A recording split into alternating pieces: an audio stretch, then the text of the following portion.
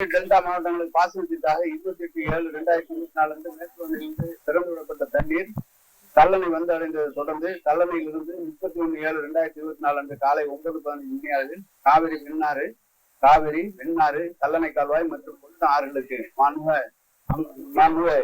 அமைச்சர் பெருமக்கள் டெல்டா பாசனத்திற்காக தண்ணீர் திறந்து விடப்பட்டுள்ளது. தற்போது வழங்கப்படும் தண்ணீர் நடப்பில் உள்ள குறுவை சாகுபடிக்கும் நிலத்தடி நீர்மட்டம் உயர்வதற்கும் ஏரி குளங்களில் நிரப்புவதற்கும் மற்றும் ஆடிப்பெருக்கை கொண்டாடுவதற்கும் கீழ்கண்டவாறு நீர் பங்கீடு செய்து தரப்படுகிறது.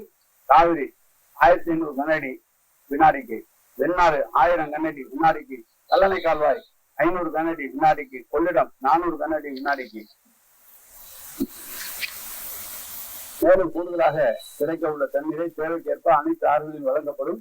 கல்லணை தளத்தில் திறந்து விடப்பட்ட தண்ணீர் காவிரி வெண்ணாறு மற்றும் கல்லணை கால்வாய்களில் கடைமடை பகுதிகளுக்கு விரைந்து செல்ல நடவடிக்கை மேற்கொள்ளப்படும். பருவமழைக்கு ஏற்ப நீர் பங்கீடு மாற்றி அமைக்கப்படும் என விவசாய பெருங்குடி மக்களுக்கு அன்புடன் தெரிவிப்பதுடன் நீரினை சிக்கனமாக பயன்படுத்தி நீர்வளத்துறை அலுவலருடன் நீர் பங்கீட்டினை ஒத்துழைப்பு நல்குமாறு அன்புடன் கேட்டுக்கொள்கிறேன்.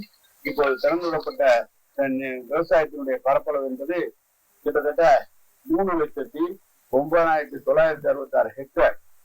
இதை 7,95,453 ஏக்கர் பரப்பளவுக்கு இந்த தண்ணீர் திறந்து விடப்பட்டிருக்கிறது.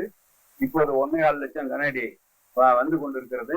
இரவே அது திறந்து வரும். அந்த தண்ணீருக்கு ஏற்ப ஒவ்வொரு கால்வாயிலும் அதிகப்படுத்தி தண்ணீரை திறந்து விடப்படும்.